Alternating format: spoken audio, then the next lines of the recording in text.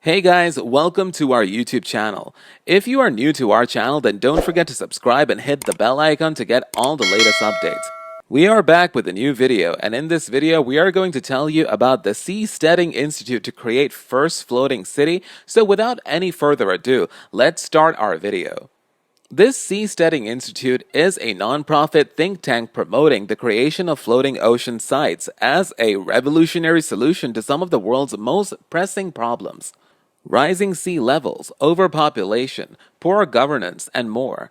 Seasteading Institute, which will allow the next generation of pioneers to test new ideas for government, the most successful can then inspire change in governments around the world. While new technologies and visionary philanthropists are exploring the possibilities of colonizing distant planets, Randolph Hencken, executive director of the Seasteading Institute, is looking to inhabit one of the Earth's less considered frontiers, the ocean. Recently, the government of French Polynesia has agreed to sign a memorandum of understanding to allow one of the first floating cities to be constructed in the open waters near the South Pacific Islands. With the goal of having a fully functioning and inhabited community by 2020, many details are still being worked out, from how to deal with the harsh logistical realities of oceanic temperament to how this type of society would integrate into the global political spectrum. The floating islands are meant to be more than a technological/engineering feat.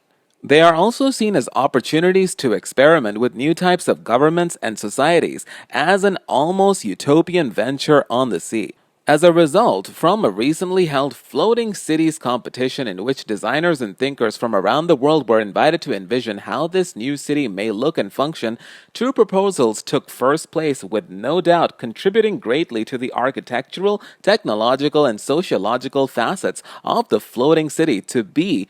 One team comprised of Gabriel Scheer, Luke and Lourdes Crowley, and Patrick White developed the idea of Artisanopolis, a city comprised of geometrical bases that can be combined and disassembled to grow organically, responding to the community's needs.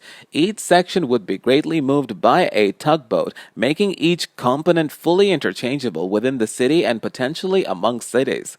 Ballast under each module can adjust the height, while an interlocking mechanism connects each pavilion to create fractal-like networks for growth and stability.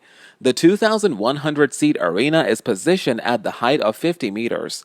Pentagonal platforms with larger surface areas can host a multitude of private and public structures designed as nodes from which other branches of the structure can expand around the entire complex. A circular wave breaker helps control large waves and wind, while energy is sustainably harvested from submerged wave-driven turbines and solar arrays. Aquaponic greenhouses produce fresh food, while desalination centers produce fresh water. Artisanopolis focused on growth and sustainability, making it a viable solution for civilization on high waters, while still providing the flexibility for architectural and social exploration.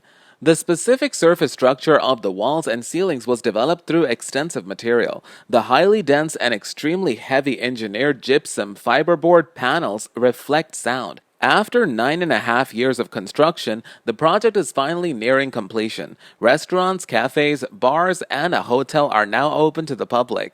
Various circulation routes connect the multi-story scheme. Views of staircases help activate the interior space. Escalators lead visitors to the upper reaches of the building.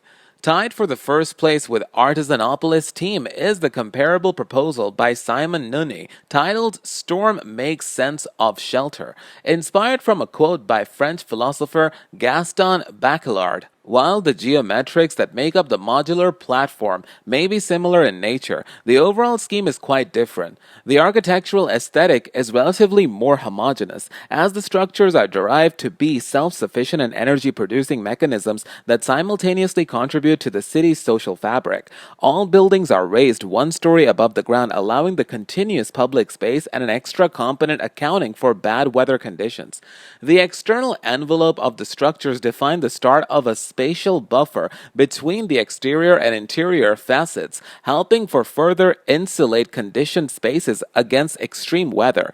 This buffer space, envisioned as a garden area, would produce food along with the various rooftop gardens. While solar halo above each building collect the sun's energy, the architectural nodes, functioning as independent units, could also be combined to host larger programs. The platforms are not fully floating, but are instead loosely anchored to the ocean floor by fabric ocean pipes that form aqua tunnels, fostering the growth of sea life from the rich seabed to the barren surface, over time creating large flexible reefs promoting oceanic biodiversity.